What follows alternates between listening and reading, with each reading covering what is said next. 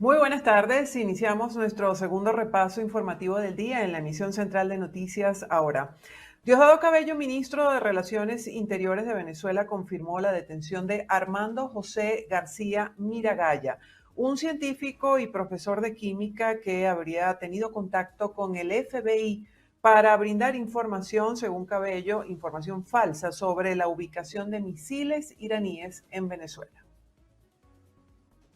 Diosdado Cabello indicó que Armando José García Miragaya fue exdirectivo de PDVSA en 2003 y que en las últimas semanas presuntamente mantuvo conversaciones con agentes norteamericanos del FBI a través de su ex esposa radicada en la ciudad de Miami.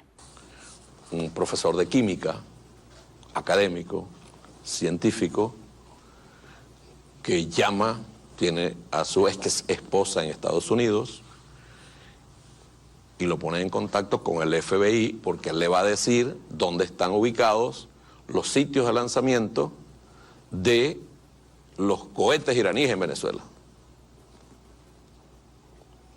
Imagínense esto, ¿no?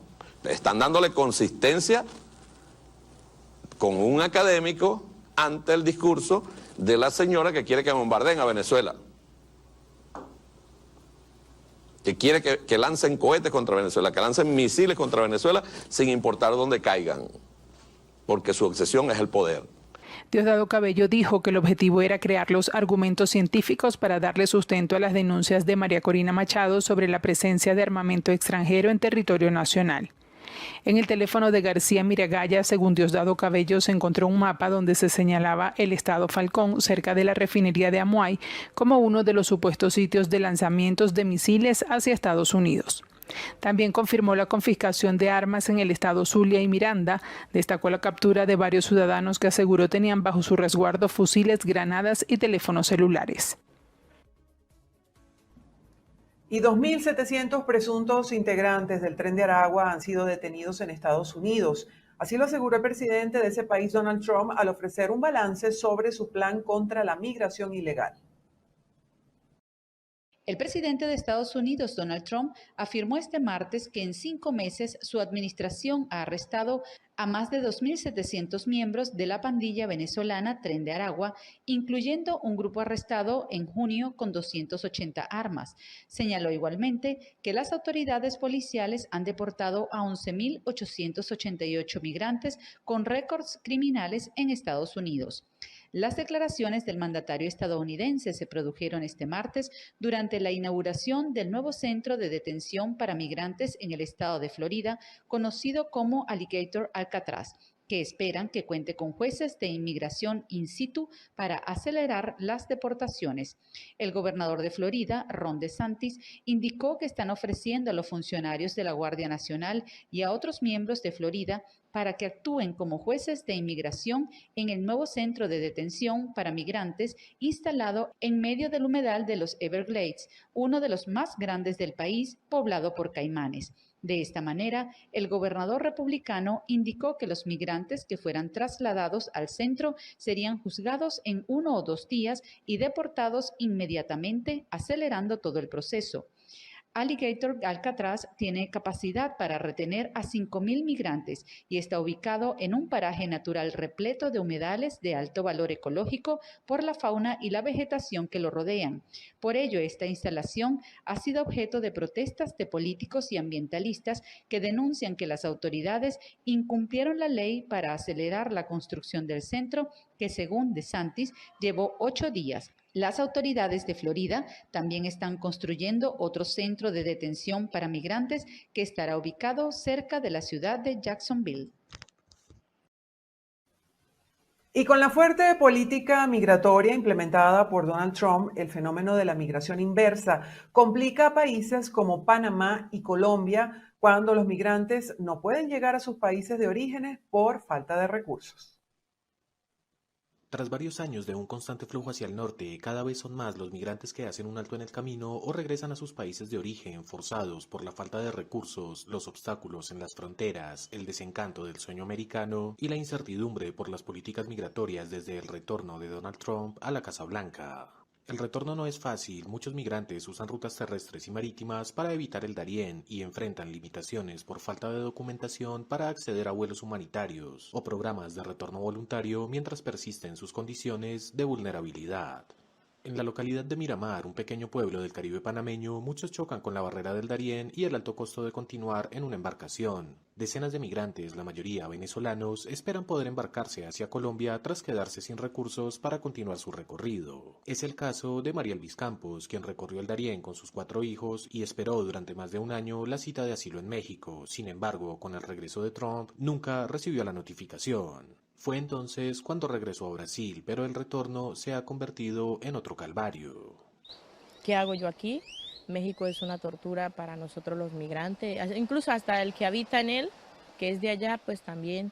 Y yo decía, pues en el momento que empezó eso de que la secuestrando los niños y todo lo demás, y fue mi temor, y yo dije, pues no, yo tengo que salir de México y sacar a mis hijos de México porque no...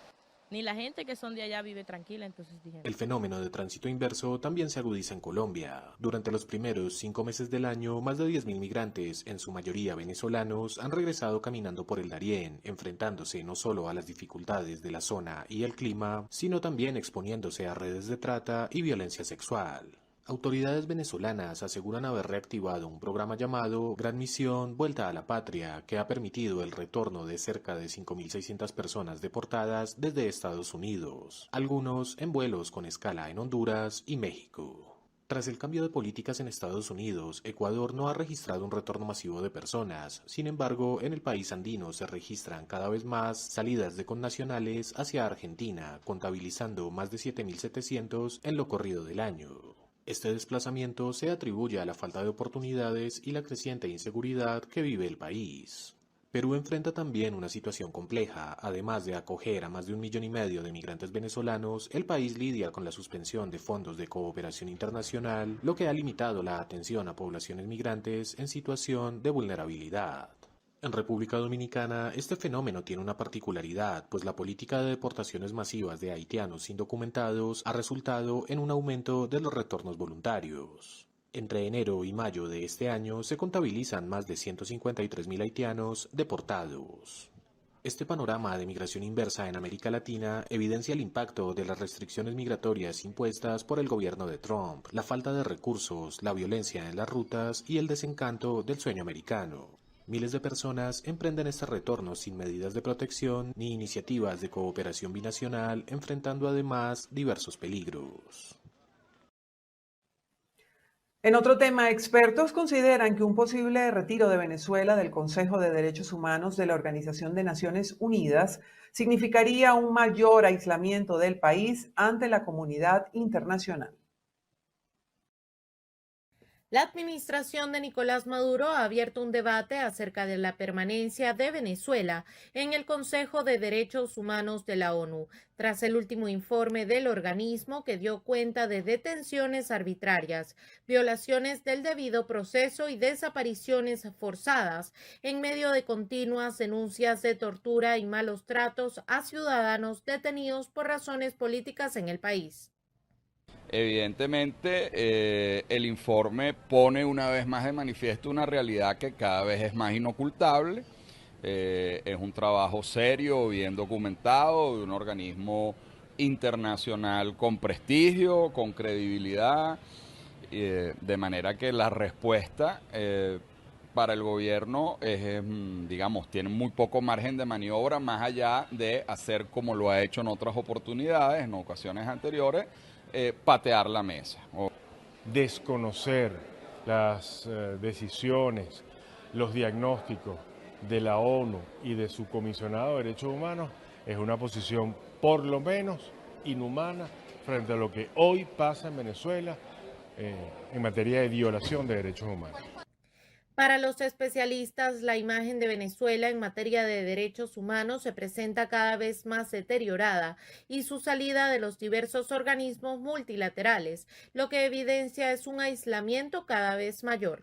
abona en la dirección del aislamiento, de un mayor aislamiento internacional para el actual gobierno venezolano. Ahora, ese aislamiento en lo inmediato es malo para los ciudadanos venezolanos. Aquí pudiéramos estar en presencia de una decisión política que va en esa dirección. Yo voy a estar absolutamente confinado al territorio venezolano, no tengo posibilidades ni margen de maniobra de actuar ni diplomática ni políticamente, ni de transitar libremente por el mundo, porque las sanciones siguen siendo una espada de Damocles que pesa sobre muchísimos funcionarios del gobierno, pero puertas adentro, hago lo que yo quiero, vivo como me da la gana, me comporto y vivo como un sultán. Desde el punto de vista global, la imagen de Venezuela está en detrimento. Hoy Venezuela es un país señalado por el resto del mundo como un país en el que no hay democracia y la confirmación de ello es que se violan derechos humanos en Venezuela.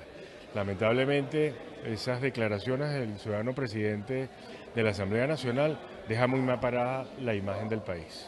Desde mayo de 2024, la oficina de Volker Turk, alto comisionado de las Naciones Unidas para los Derechos Humanos, documenta al menos 32 casos de personas sometidas a tortura y malos tratos durante su detención, incluidos 15 adolescentes, mientras otras 28 fueron sometidos a desaparición forzada después de las elecciones presidenciales del 28 de julio de 2024, entre ellas 12 extranjeros. Iniciamos nuestro recorrido internacional y les contamos que la alta representante de la Unión Europea para la Política Exterior, Kaja Kallas, pidió este martes al ministro de Exteriores iraní Seyed Abbas Araghchi que Teherán retome lo antes posible los contactos con el Organismo Internacional de Energía Atómica para poner fin a su programa nuclear. La jefa de la diplomacia europea conversó con el ministro iraní luego que los ministros de Exteriores del G7 reclamasen a Irán que reanude la cooperación con el Organismo Internacional de la Energía Atómica y acepte la petición del director general de la agencia, Rafael Grossi, de retomar las inspecciones a las instalaciones nucleares.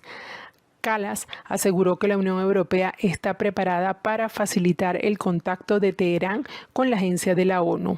La alta representante, al igual que el G7, subrayó que cualquier amenaza de retirarse del Tratado de No Proliferación Nuclear no ayuda a reducir las tensiones en la región.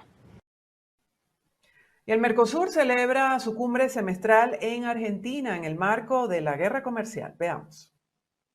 Desde el miércoles 2 de julio se desarrollará la cumbre semestral de Mercosur en Buenos Aires, Argentina. En este espacio se espera que el mayor bloque suramericano centre sus debates en el álgido escenario de comercio global. Adicionalmente, Argentina traspasará a Brasil la presidencia de la Unión fundada en 1991.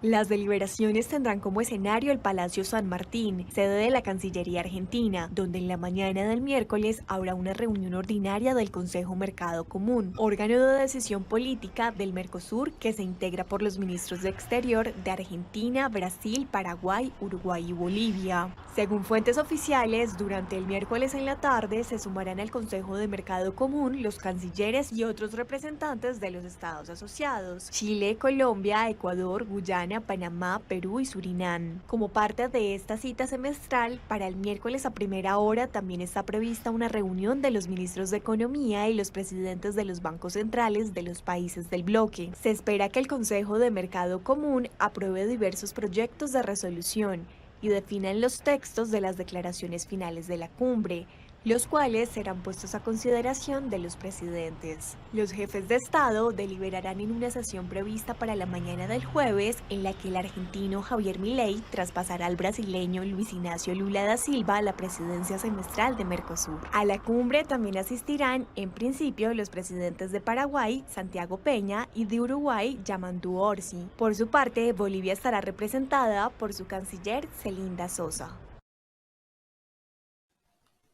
El 45% de Cuba tendrá apagones simultáneos este martes, según la estatal de electricidad de la isla. El 45% del territorio de Cuba está sufriendo apagones al mismo tiempo durante el horario de mayor demanda de energía en la tarde-noche, según informó la empresa estatal Unión Eléctrica. Además, la entidad advirtió que habrá cortes eléctricos a lo largo de todo el día.